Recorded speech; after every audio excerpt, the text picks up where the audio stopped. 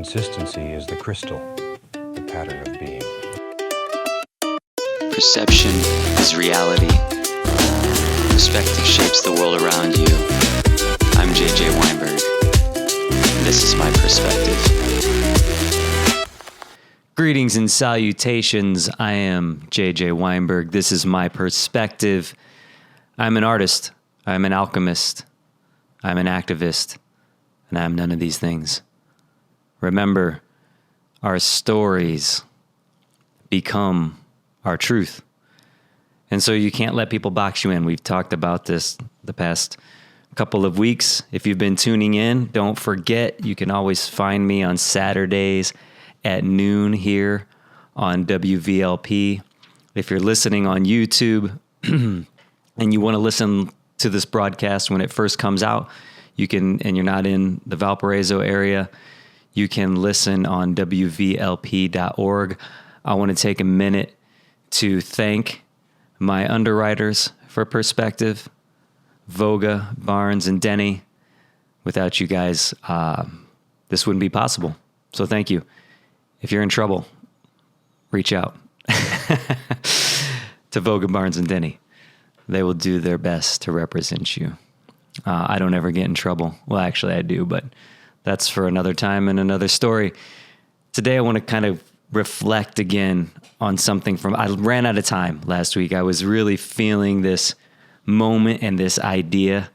If you haven't listened to last week's perspective, you can, again, check it out on YouTube. You can find that link on my website, jjweinberg.com/perspective. But I came to this notion in 2022. I'd written a book, my first book. It's called Serendipity According to Francis. The subtitle for the book is The Autobiography of an Alchemist, the mystical memoir of a man and his dog. And it's a lot of the stuff that we talk about here, primarily seeing our lives, my life specifically, the journey I've taken with serendipity. As Carl Jung named it, synchronicity. And I had the idea a couple weeks ago now, as you're listening to this, to start to incorporate this book that I wrote in 2022 by basically going to the date, because it kind of played out like a journal. I wrote it by hand over seven different paper journals. And, I just would write every day. And the idea behind that was my dog, Frances, had to say goodbye to her in January that year. I was writing therapeutically after I could start to see again through the tears. And I attached this notion of devotion to writing at least a page a day, in observance of Frances's energy. She didn't have the voice to leave behind songs like I did, or the hand to write things down. Oh man, it's hitting me real heavy right now, just attaching or connecting to this. She didn't have the hands to paint pictures, but her presence affected lives on this planet. Truly. And I felt like when she passed, it wasn't just me losing Frances, it was this whole earthly experience losing Frances, and I wanted to pay homage to that. And so it starts through this observation and meditation about being overwhelmed by joy and pain. As Khalil Gibran reminds us, our joy and our pain are intrinsically linked to each other. And I was like, well, I'm going to start doing this on my show, like bringing the book into the show, this experience. And I thought, wow, that would be cool to just go to whatever day that the show is on and read from the book from that date. Now, I knew I was going to be jumping ahead in the book because obviously we're in December and that's at the end of my book now. But I was like, what the heck, let's do it. And as soon as I said that, I just felt this overwhelming energy, it's like I could sense this future self that was connected to that decision. And that's what I talk about a lot here when we talk about the infinite realm of possibilities, your quantum self and your experience, and what I am means in your choice, in your perspective, and the direction that you look and what you focus on and the stories that you tell yourself. Like last week, I talked about Van Gogh's painting with the canvas peeking through, and that raw canvas was the potential before it became any painting, before it became Starry Night. It could have been anything. It could have been a failed painting, or it could have become Starry Night. And that's what our life is like, and we focus on these stories. So when I had this idea, I'm like, okay, cool. That day, I'm also a musician. I didn't say that at the beginning of this show, and I don't say that all the time, but it's kind of enveloped in my artist perspective. And it's been a long time since I've really written seriously the music or recorded music. It's been over a decade since I recorded anything really in a serious manner. Some demos here and there, but I've started recording again recently and reworking songs that are decades old, 25 years old. And I have hundreds of songs that I can go through. Some of them just were really rough demos that never got recorded. And some of them were things that made it on albums, even though they might not have been recorded in the best way and might not have hit my vision the way I wanted it to. But so one of these songs, it was November 28th. I had the notion to record. I was working on reproducing two of these songs. One of them is called You're So Vain. And the other is called Children Timeless. And we talked about this in the last episode, but I wanted to get a little bit more into it at the front of this one because I was running out of time, and I now have all the rest of this hour if it takes it to go through this. But I started on November 28th, 2005, re-recording these two songs, reproducing them. And when I went to open this journal, I found myself in, I don't know if it's the 6th or the 7th journal, but it's towards the end of these books that make up Serendipity according to Francis. And when I pulled out the journal, I noticed that it was on the cover, Alice in Wonderland. I don't see how he can ever finish if he doesn't begin, it says on the front. And there's a little clock. And automatically I was like, wait a second, this Children Timeless was the song that I just started reworking again. And now I'm connected to it through the cover of this book. And then I reflected on the lyrics. And if you go back to last week, you'll hear where I was kind of reciting those lyrics. But the one thing I said is, through the looking glass of recollection, I recall my connection. Wow. Even saying it again now, I wrote that 25 years ago, probably. And I'm opening up this book, and it's through the looking glass. The mirror, I talked about in last week's episode how the mirror can't create, it only reflects. It's on us to create. And so I was already kind of shook. I'm like, this is wild. This is pretty intense that I'm picking up this book. And that's what that shudder that I felt when I made the decision. I could feel that golden thread of serendipity. Like it was pulled taut, and like a guitar string, you just plucked it and it reverberated at some frequency that resonated in this decision.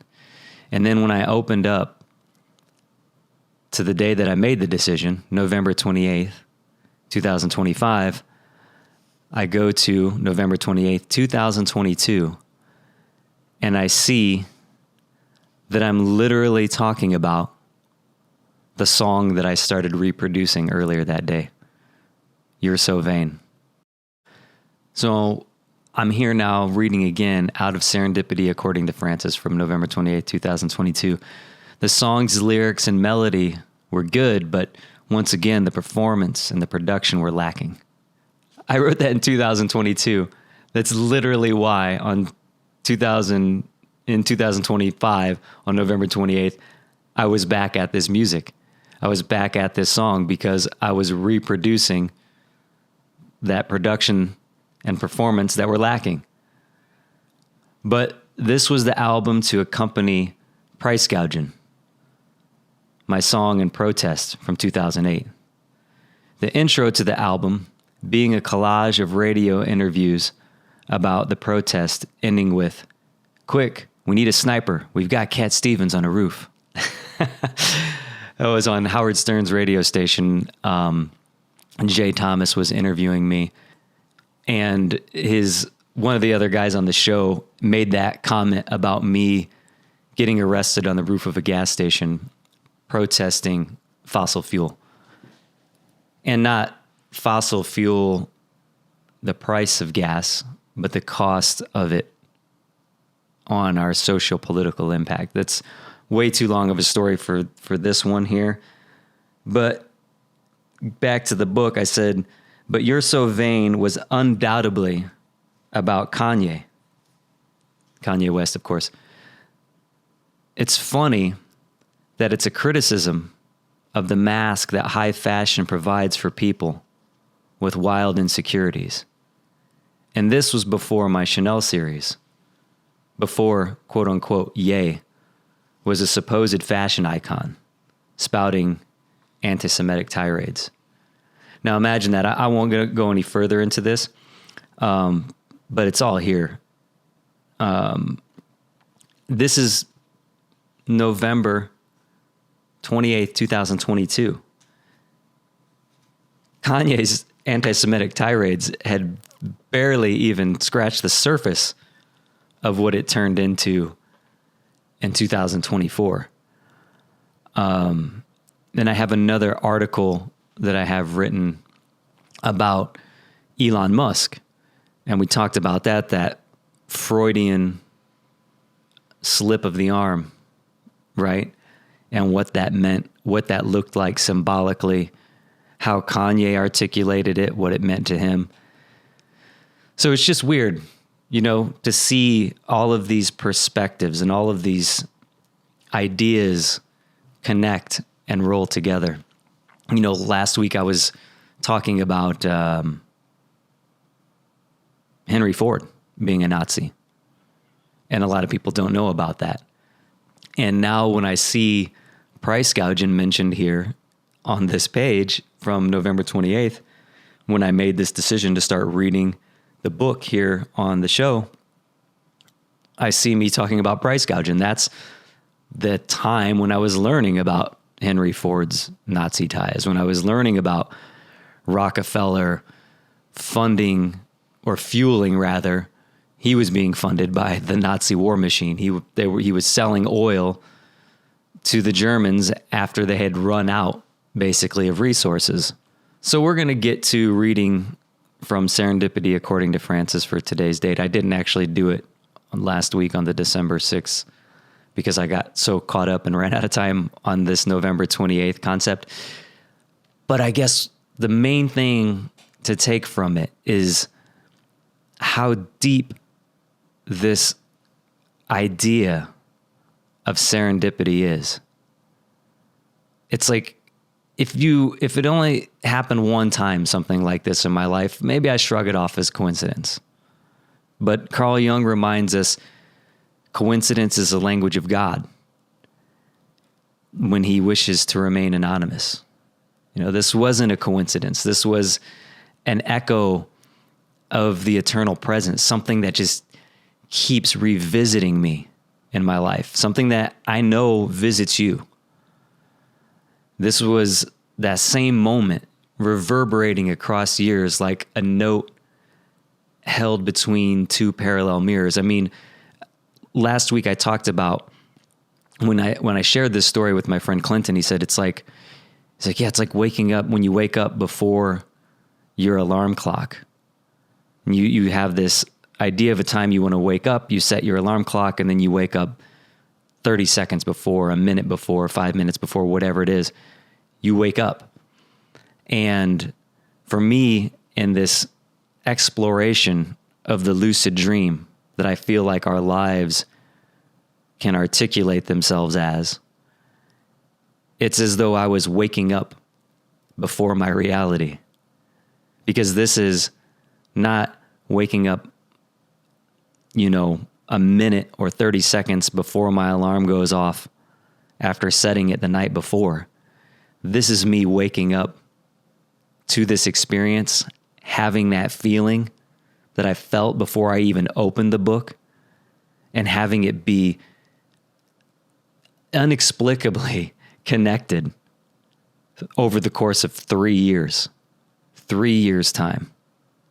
So thinking about this and sitting with it, it's a reminder that every version of us, the one we were, the one we are, the one we imagine ourselves becoming, is not separated by time the way we imagine it to be.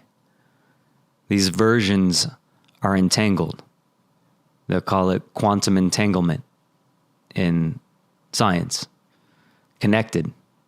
Sharing information faster than thought and deeper than memory. And I want to walk with you through this slowly, because what I'm saying isn't self-help. It's not philosophy. It's not mysticism, even though it's all of those things. But it is physics even. It's spirit. It's psychology. It's myth. And it's the truth that you already know beneath your ribs. You feel it. You breathe it. So we can begin with the body. Earlier this week, I was in the gym on my, I call them hurricanes, my high intensity interval stuff that I do every morning when I wake up. And I remembered something that I would always tell my personal training clients. And I did a fitness class at the YMCA in Valparaiso for many years.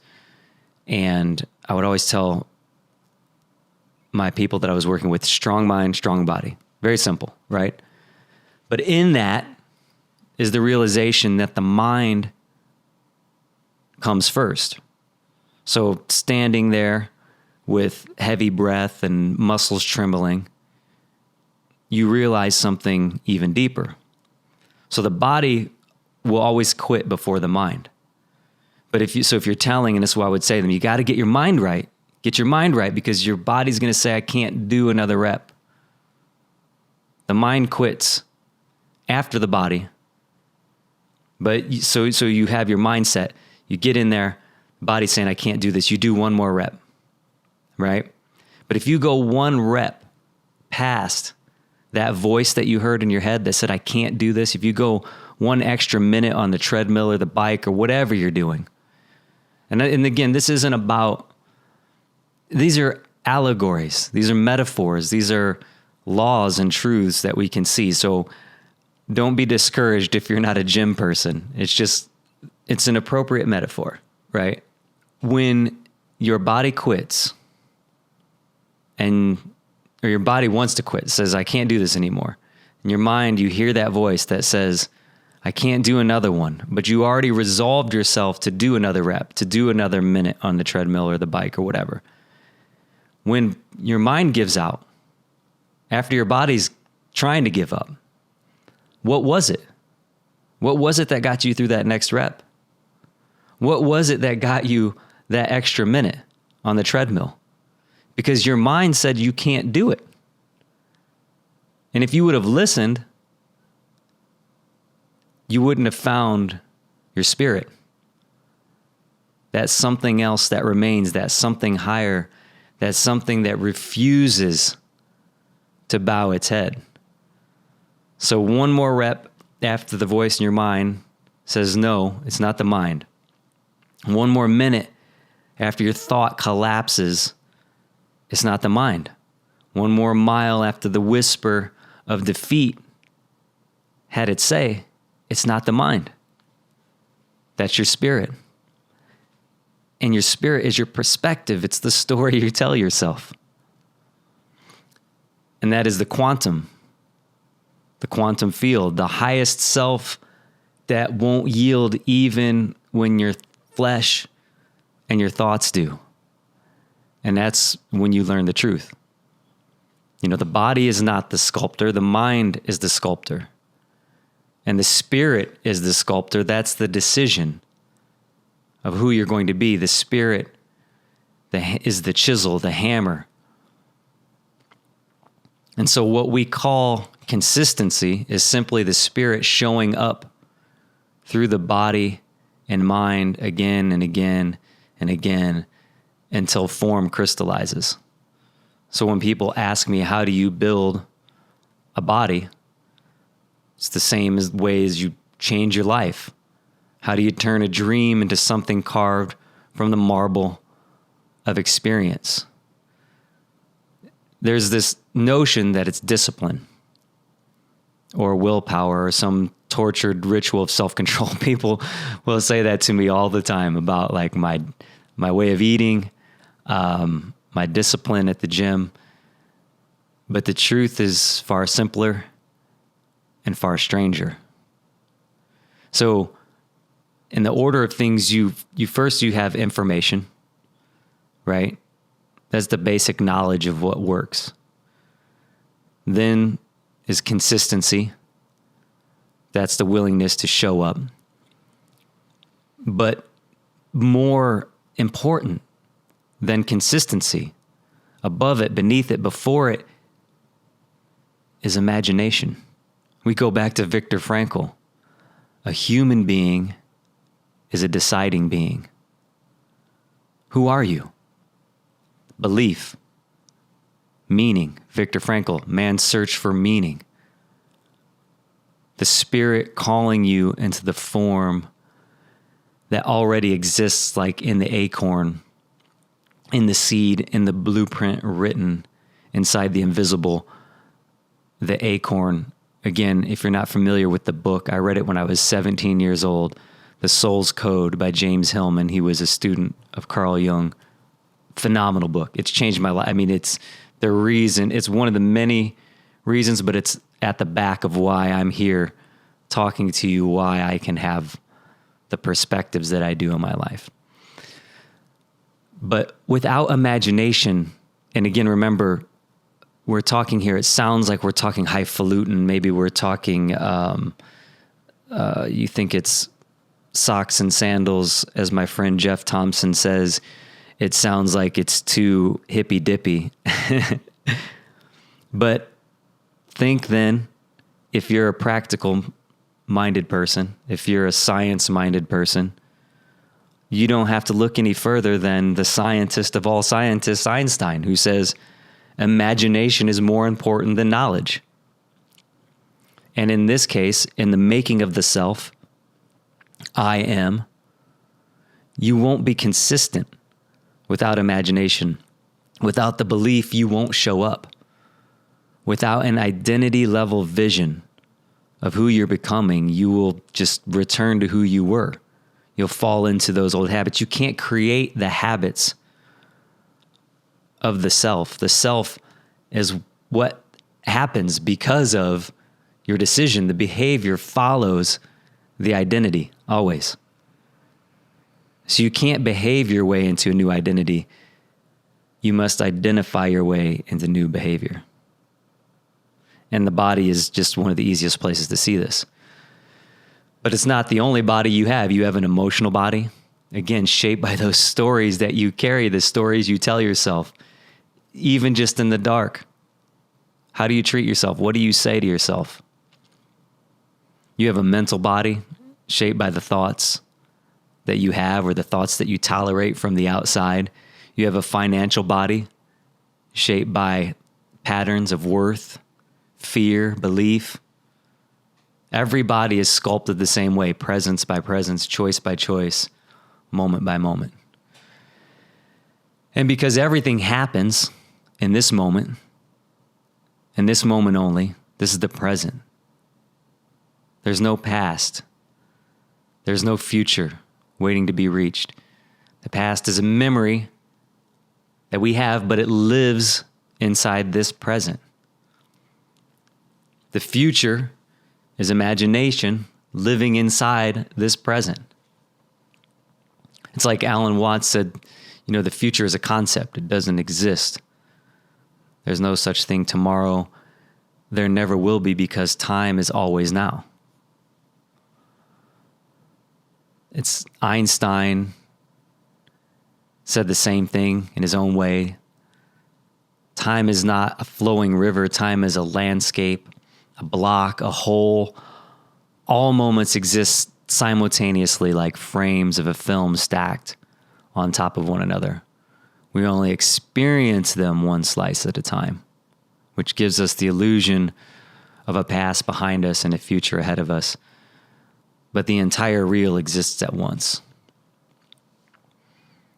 And so if that weren't astonishing enough, in 1997 in Geneva, physicists separated two entangled photons by 10.9 kilometers and discovered that when they changed the state of one, the other responded immediately, faster than light.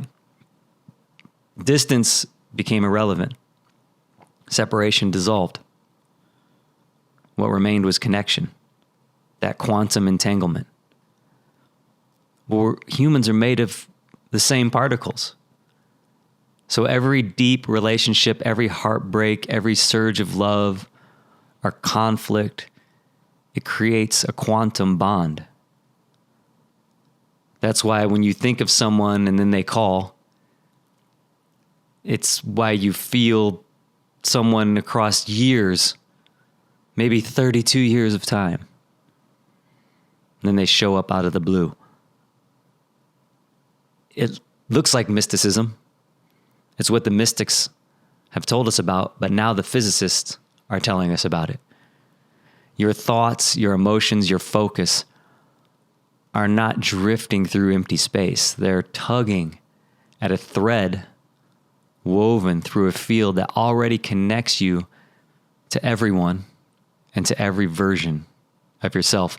And if particles 2 miles apart can change each other instantly, imagine what the choices you make today are doing to the future versions of you across the landscape of time. This is where the quantum becomes personal. When you imagine a form, whether it's a body, a life, a relationship, a dream, you collapse a timeline. You select one version of yourself from the field of infinite possibilities. And your presence, your showing up in this moment again and again, is what walks you towards the form that you choose. Your quantum self has already made the selection. You're simply meeting yourself across those little slices of time. But for the new form to arise, something else has to happen. And people resist this truth because it feels violent. But change can be violent. Growth can feel violent. Because transformation is like death wearing a mask. I'll consistently come back to Rumi saying that love is not a subtle argument. The door there is devastation. And for me, the idea to really love someone is to want to see their growth. And Khalil Gibran, again, reminds us love is for our growth as it is for our pruning. The door there is devastation. To find your new form, you have to slaughter the old form. The old identity has to die. The old habits die. The old patterns die. You can't inhabit both timelines at once. You can't step into the new while dragging the corpse of the person that you used to be. The snakeskin must be shed. The old body must be abandoned. The timeline that no longer serves you has to be allowed to die. And when that identity dies, your behavior changes naturally because your behavior follows identity. The old identity dissolves, the behavior dissolves with it, you don't have to force new behavior. You adopt a new identity and the behavior becomes its echo. And so for me, it's funny, if you're not familiar with my Bob Ross work at this point, you will be if you stay tuned to this perspective and this lens, because we'll, of course, start talking about happy little hairdos. In 2014, I did an illustration of Bob, colored pencil, ballpoint pen on paper, that opened a portal in my life. It was, again, this quantum decision, because that was 11 years ago. And this year, I was protesting as Bob. I had Bob mobs with me in Chicago. I had Bob at the No Kings protest in Chicago, wound up in New York Times. We had Bob's with us at the Million Bob March in Washington, D.C. on October 29th, Bob's birthday. So something whispered to me to do this illustration of Bob in 2014, and it opened up a portal to the Bobiverse. And on the surface, it looks like parody, but it moves to purpose. It looks like a meme, but it has a deep meaning. It hides the abstraction under these whimsical illustrations, under my comic book style, heavy-handed illustration, because the abstraction isn't the picture. The abstraction for me is in the thought. It's in the spirit. It's the mythic question, who are you choosing to be out of the infinite timelines available to you? So when I was in the New York Times article about tactical frivolity, I showed up as the Varnisher, this alternate timeline Bob Ross, a comic book character Bob that takes his cues for identity from Marvel's Punisher character, who was one of my favorite characters when I was growing up as a kid. So it's a stand-in, though, for this idea of the mythical self, for my quantum self, for the godlike choice of identity. And when you go down the Happy Little Hairdos Bobiverse, there's over 10,000 variants of Bob, all these different timelines. And every alternate Bob is like a collapsed timeline made visible. A world that any one of us could live in. And the Bobiverse then becomes, for me, the quantum field wearing a comic book mask. It's like the metaphysics of identity dressed in pop art myth making. But so come back to this moment, to you. Everything returns to presence. Consistency is just your presence repeated. Presence is the only place where the transformation really happens. It's in that decision when we say, I am. You know, Bob collapsed his specific timeline when he found his halo, his burning bush. I'm talking upstairs now. Don't go south on me. His head with that big fro is what we know. It's why we understand and recognize Bob. Of course, we have his gentle spirit, his reminding us that the world is our canvas and that anything that we choose, we can make reality, and that there's an artist at the bottom of each of us.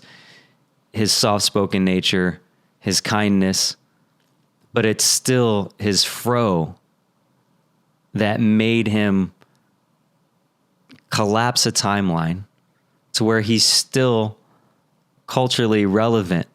If you're 8 years old or you're 80 years old, there's a chance that you might know Bob Ross. He goes across generations. He goes across even continents. But one of the symbols in my Happy Little Hairdos universe multiverse, Bobberverse. It's inside this meta town that we've created. My friend Benny helped me build this virtual world that you can walk around in, fromoville.com. You have to be on a real decent computer to actually run the stage as it is. But in Fromoville, you can walk around this inside of a dream, basically, that came out of my head, mine and Bendy's head. And you'll walk up to the Jupiter stone. It's this turquoise crystal that exists inside of Fromoville. And it's been there since the Jupiter stone has existed in my lore for the Bobberverse since 2021.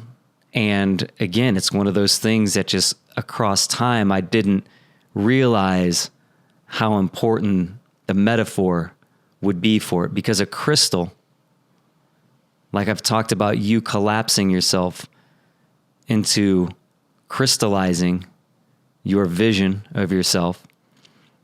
It's a pattern. That's the consistency. So it's like if you look at a crystal is an ordered arrangement of molecules or atoms that form a geometric repeating pattern. The crystal. In Fromoville, in my Happy Little Hairdos multiverse, you go to the crystal for imagination, for serendipity, for creativity. And here it is. Like I just, it came through my experience, right? But when I talk about now crystallizing yourself, say it's your body, it's the repeating pattern in the present. The repeating pattern in the present. So we don't get caught in time. So often people are like, man, I can't work out for 10 days in a row. Good. You don't have to. You only have to work out today. What are you talking about? Man, I didn't work out 3 days in a row. Who cares? You aren't living 3 days ago. You're living now. It's about the repeating pattern in the present. So we see that in a crystal, but we don't see that in a self. And that's what I'm trying to get to. The crystal of yourself, of your decisions. Listening to the whisper, I have to play this song. Always trust your first initial feeling. Special knowledge holds true, bears believing. I turn around and the water was closing all around like a glove, like the love that had finally found me. Then I knew in the crystalline knowledge of you drove me through the mountain, through the crystalline clear water fountain, drove me like a magnet to the sea, to the sea,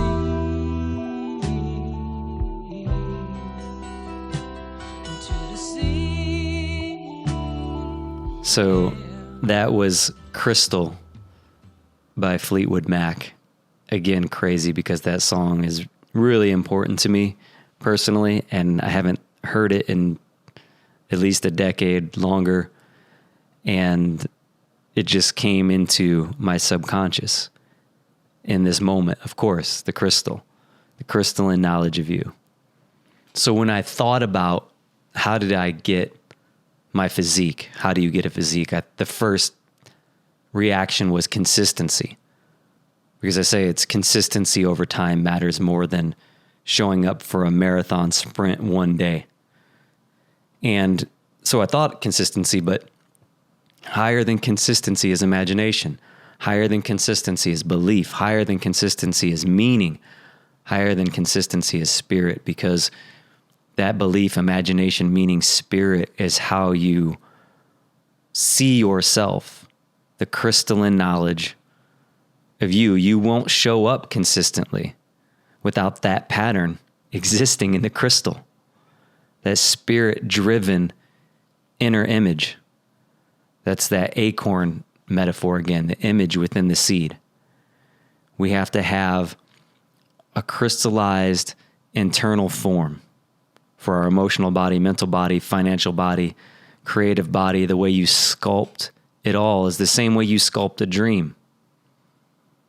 The law is seed time and harvest. Neville Goddard has an amazing book, Seed Time and Harvest. As you sow, so shall you reap. So all transformation happens now. Again, that notion that from the very first episode of this radio show and throughout my podcast perspective, gratitude is a decision. Gratitude is a perspective. And it's all in this moment. You've never been to tomorrow. Stop worrying about how you'll show up tomorrow. Just show up today. Show up in the pattern for 10 minutes. You only experience yesterday now, in the present. It looks like it took time to manifest a form. But consistency is the repetition in the present of the pattern, of the choice. Presence is the only real place manifestation occurs. And I'm not talking hokey pokey. I'm talking about telling your story. Consistency beats maximal effort every time. Because consistency means that you repeated presence. You held the crystalline form. You held the pattern. That's why there's a double entendre for the word present, to mean gift. And even the idea that it was pre-sent, sent ahead from the imagination backwards. We are living the future's memory. If you don't consciously imagine the form, your subconscious will imagine it for you. And there's lazy subconscious imagination that happens. Presence is the antidote. Being present is the way that you sculpt all of your forms. So when I wake up before my alarm, it's evidence of subconscious presence and embodied belief. When I wake up in this experience with you over 3 years' time, deciding that I'm going to read from my book, Serendipity According to Francis, it's an even more shocking synchronistic story, an extraordinary reverberation between November 28, 2025 and November 28, 2022. But your final form is not the result of time. It's the result of 1,000 moments of presence chosen again and again. And with this, we choose a form in our imagination and collapse a timeline from the field of infinite possibilities. You select your crystalline form. You take a quantum leap into a version of you that already exists, and your presence brings you to it one slice at a time. Stop worrying about tomorrow. Stop carrying yesterday. Show up in your present. Your future self is waiting for you to arrive. And remember, strong mind, strong body. Not just your physical body, but it takes that strong mind. And when you hear that voice that says, I can't do this anymore, but then you pushed a little bit further, you've forever dismantled the idea of can't. And your spirit, that flame, whatever you want to call it, it's beyond your mind. Your mind said that you can't. Something else carried you over into that quantum decision. So with that, we're going to go to Serendipity According to Francis for December 13th. So now I'll be reading from my journal, this Alice in Wonderland with the cover. I don't see how he can ever finish if he doesn't begin. So now this will be from the book, December 13th, 2022. Of course, yesterday was my birthday, December 12th. And yesterday was my birthday, December 12th, 2022 as well. But here we go from the book. And it starts with a quote. Then we trigger into synchronicity, serendipity, and the things we need in the world appear mysteriously and miraculously. Jeff Thompson. I'm pausing now to not read from the book, but to give a little bit more of an articulation of this. I talked about Jeff a little bit earlier in this episode. I talk about him in many different episodes. And it's just funny to open up this page and read a quote from Jeff right away. So back to the book. Jeff Thompson, London Real. I quoted it at least one other time in this book already, but I just shared the London Real podcast with an NFT friend that I met in the space last year, David Bianchi. David is an actor and poet, among other things, and I responded to a story that he posted on Instagram earlier this morning about serendipity. I asked if he was familiar with Jeff, and I said I'd send along some material if he wasn't. He replied, I'm always looking for new ways to see the truth. Send some work my way. I queued up the London Real podcast to send it to him. I decided I should listen to a little, as it's been a while since I've checked in with Jeff, specifically with this Conquer Your Fear video from London Real. I about hit start from beginning, but instead I decided to just press play. Jeff's next words were, then we trigger into synchronicity, serendipity, and the things we need in the world appear mysteriously and miraculously. That was it. That was all I wrote for December 13th. It was a short entry. Some of them were just a single page long in my notebook. Sometimes I would go on for 10 or 15 or 20 pages. But we have it there, the crystalline decision. Once we decide, the pattern begins to show up. That's what I see. The way that I would relate this is that I have an idea that comes up in Serendipity According to Francis about serendipity. If you're not familiar with the divine proportion, also the golden ratio, it's the quiet mathematics of beauty. It's a simple relationship, but it's etched into the spine of creation itself. A small part relates to a larger part in the exact same way that the larger part relates to the whole. I mean, that's a pretty good analogy for God. No wonder it would be called the divine proportion. It's an echo of symmetry repeating across these scales.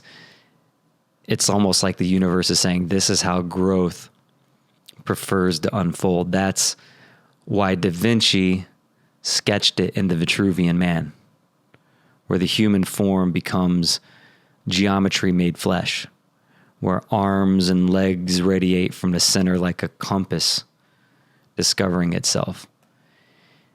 He wasn't just drawing a man. Of course, he's drawing a proportion, a reminder that the body is even a diagram of the cosmos.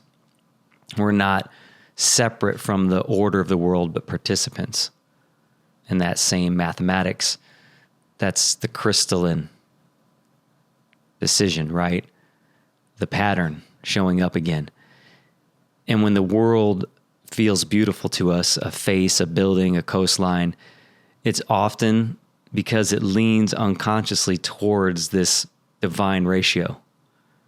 It shapes our sense of aesthetic harmony without announcing itself. It whispers. I mean, even the notion of harmony, the way that notes play against each other, is also part of this organization.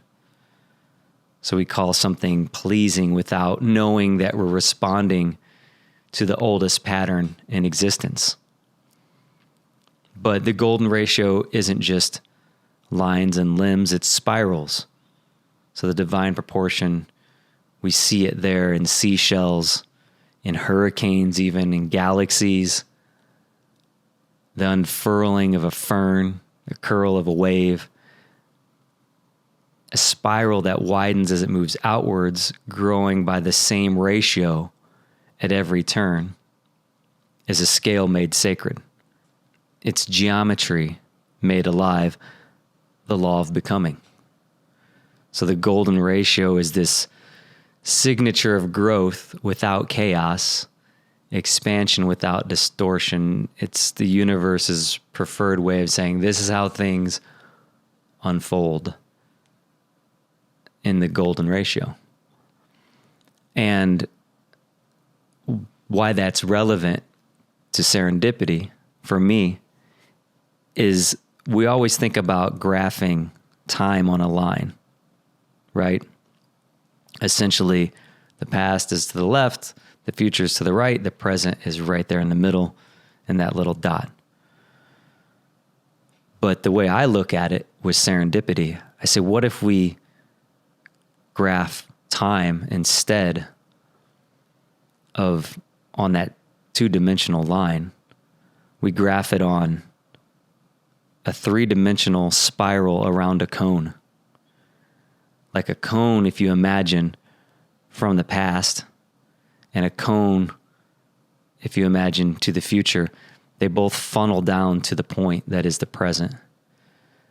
And it comes into the present from infinite possibilities, and it can expand into the present through infinite possibilities. And then if you wrap that line of time around the cone, when we make these decisions for our growth, for our quantum self, that serendipity keys in at those moments in time, just like you would find it on a spiral. So we graph time on a spiral cone. I know that sounds insane, but if we could, my contention is that we would see, if we looked back through that spiral cone, all those serendipitous events in our life, those things that we witnessed, they would fall on the golden ratio. They would fall on the divine proportion. And then when we look to the future, we can almost anticipate them. That's why I call myself a wizard of intentional serendipity. And so then we go back to this line that came to us from Jeff Thompson. I don't even know when they recorded that episode, but came to us from Jeff Thompson from London Real to my book on December 13th, 2022. And it comes to us now on December 13th, 2025, because instead of pressing play from the beginning on the video, I just happened to choose to play it from wherever it landed from the last time that I stopped the video, which could have been years prior. Who knows? But the phrase out of Jeff's mouth was, then we trigger into synchronicity, serendipity, and the things we need in the world appear mysteriously and miraculously. And he's naming the fact that this phrase appeared for us now, mysteriously and miraculously, because of a decision, because of the crystalline knowledge of you.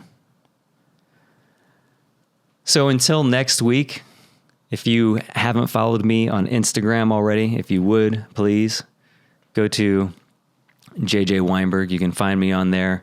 You can find me, JJ Weinberg, on Facebook. And if you go to my website, jjweinberg.com, you can peruse through my art. If you want to buy something, that's awesome. I am an artist. It is how I, choose to live my life. So if you want to support me, you can actually support this show if you want to just make a donation. If this has somehow touched you or given you pause and you feel like you want to contribute to this, it is something that I want to do with my life. This is the crystalline form that I'm bringing into existence here.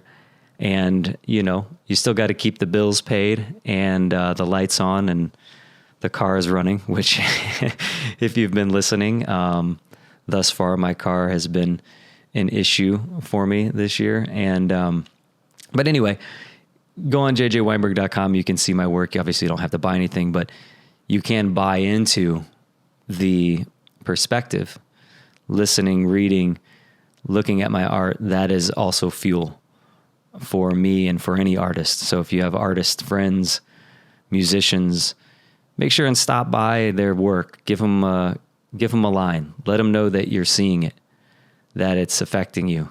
And remember, of course, as Bob said, there's an artist at the bottom of every one of us. So every person in your life really is an artist. So just stop by them. Tell them that you see them, that you notice them. Give them some praise, even if they quote unquote don't deserve it. Like my dad didn't deserve that painting we talked about last week. It's not about deserving. It's about choosing. It's about your decision. It's about your perspective. One last time, jjweinberg.com/perspective. See you next time. Consistency is the crystal, the pattern of being. Perception is reality. Perspective shapes the world around you.